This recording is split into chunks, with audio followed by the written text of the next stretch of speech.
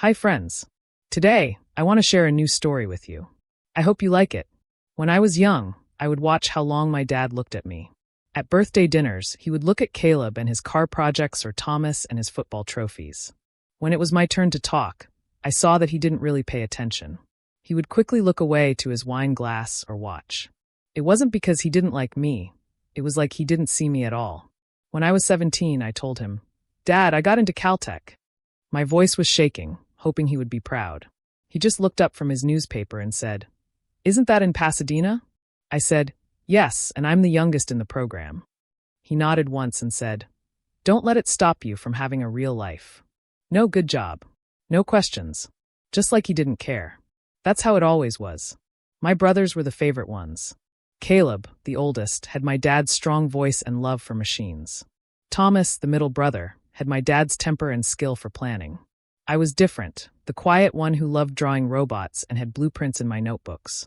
Growing up, our house was filled with trophies, plaques, and photographs, none of me.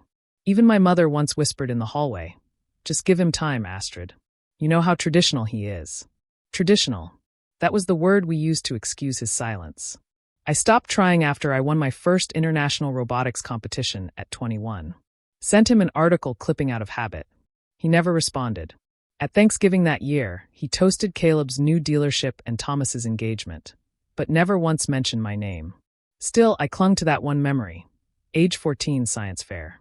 His hand briefly on my shoulder, smiling like he meant it. It was pathetic, but it was mine. "Do you even want to come to my graduation?" I had asked him a few years later.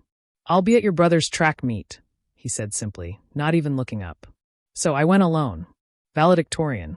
Applause. 1,000 people cheering, and no one in the audience for me. Years passed. I built a career from the ruins of that longing. I became the youngest female director at JPL. My name appeared on patents, spaceflight panels, magazine covers. But not once did Maximilian acknowledge it. In his world, my successes were either invisible or inconvenient. But when the invitation to his retirement party arrived, navy paper, silver trim, his name embossed like a monument, I felt something I hadn't in years. Hope. Not for love. That had long been buried. But for one moment. One word. One look of recognition. I said yes. I arrived at the Webster estate in a black dress that didn't cling and heels that didn't click. No one noticed me at first, just how he would have liked it. The house buzzed with laughter. The kind of hall of noise you learn to read after years of corporate banquets. Servers floated by with champagne. Gold balloons spelled out Maximon, a legacy of excellence. Legacy, right? My brothers stood near the fireplace, surrounded by colleagues and neighbors, all soaking in Maximilian's glory like it was holy light. I spotted the gift table, drowning in crystal bottles and pretentious pens. I walked past it. Instead, I approached him directly, my father, just as he was nodding to some executive in a navy blazer. He looked at me as if I were a distant relative from a side branch he didn't prune himself. "Happy retirement, Dad," I said. He chuckled, already moving on. "Well, find yourself a drink. Speech starts soon." I didn't. I found a corner and waited. Minutes later, the lights dimmed.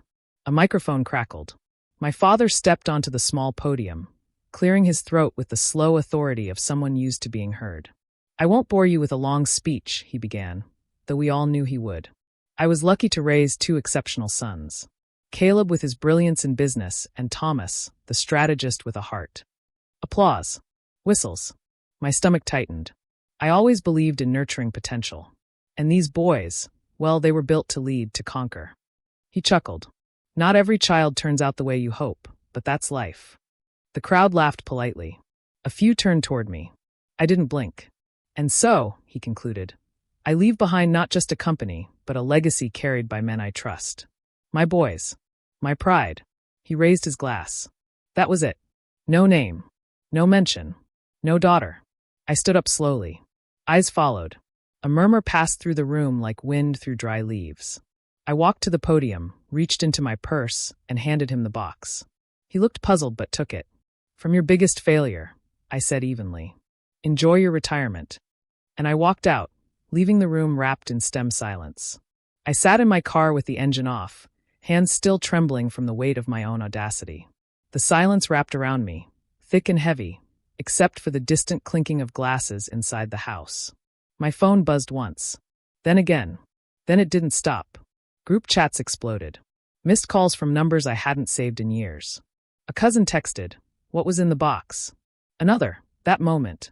I connect. Everyone's talking. Confused. I opened a link someone sent. A video was already circulating. The clip was grainy but clear, me walking to the podium, handing my father the box, and uttering those 10 words like a scalpel. "From your biggest failure. Enjoy your retirement." Someone had captioned it. "When the overlooked child flips the script." It already had 10,000 views. I put the phone down.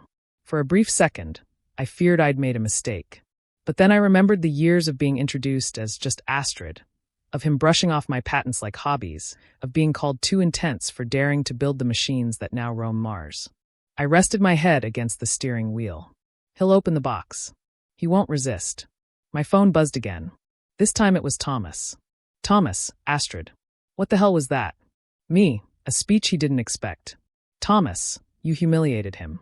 You made a scene." Me, he made a choice. "I just brought a mirror." There was no reply. I didn't care anymore. I'd spent too many years sculpting myself into something I thought he'd finally see. But tonight, I handed him something he couldn't ignore, a truth, gift-wrapped in memory. He would see the photo. 14-year-old me, holding a medal with robot grease on my cheek, beaming because, for one fragile second, his eyes held pride. And beneath it, the note. "This was the last time you looked at me like I mattered. I spent 20 years chasing that version of you. I'm done now." That was it. No venom. No drama. Just release. And yet, I could feel the air around me shift, like I had disturbed something sleeping. Somewhere in that house, a storm was beginning to gather. 2 days later, the calls stopped, not because people lost interest, but because something happened. A voicemail from my mother came in just after midnight. Her voice trembled. "Astrid, your father collapsed in his study. It wasn't a heart attack. It was something else." Something else? I drove to their estate before sunrise, expecting resistance. Instead, the house was oddly silent, except for the distant hum of a medical device. My mother met me at the door, her eyes red-rimmed. "He hasn't spoken since he opened the box," she whispered. "He just sits there, staring." When I stepped into the study, he was slumped in a leather chair, the photo resting in his lap. My note lay beside him, unfolded, smoothed flat like a blueprint. He looked up. His eyes, once sharp and dismissive, were vacant now. "Where did you get the photo?" he rasped. I answered quietly. "You took it, before you forgot who I was." He flinched like I'd struck him. Then, unexpectedly, he reached into his desk drawer and pulled out a flash drive. "What's this?" I asked. "A code," he murmured. "A robotics design I blocked at JPL. Yours. You weren't supposed to see it succeed." My breath caught. He had sabotaged me. "I wanted you to quit," he said. "So you'd stay small. Manageable." My fingers closed around the flash drive like it was an artifact of betrayal. "I'm not small anymore," I whispered. He nodded, silent. 2 weeks later, I stood in front of the JPL board, this time with the flash drive in my pocket and no apology in my throat. "Ms. Webster," Dr. Siri began, eyeing the projected code on the screen. "Can you explain how this algorithm was buried in the archives?" I kept my voice calm. It wasn't an accident. My work was submitted through the proper channels 5 years ago. Someone intercepted it. Gasps were exchanged. I didn't flinch. The data spoke for itself. Email chains were routed.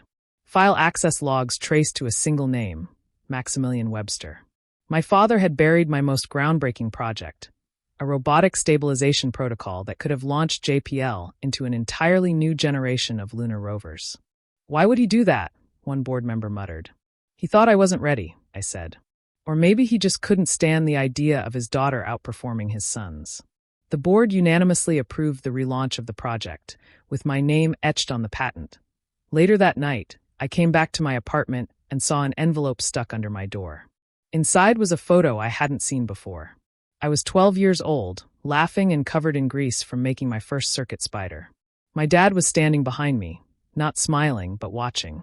Under the photo was a note, written with shaky letters. "You mattered." I just didn't know how to say it until it was too late. I sat there for a while, not crying, just breathing. Maybe he meant it. Maybe it came too late. And for the first time, the quiet wasn't empty. It was mine. Friends, what do you think of this story? Write your thoughts in the comments. Do you want more stories? Don't forget to subscribe and click the bell so you don't miss any videos. See you tomorrow.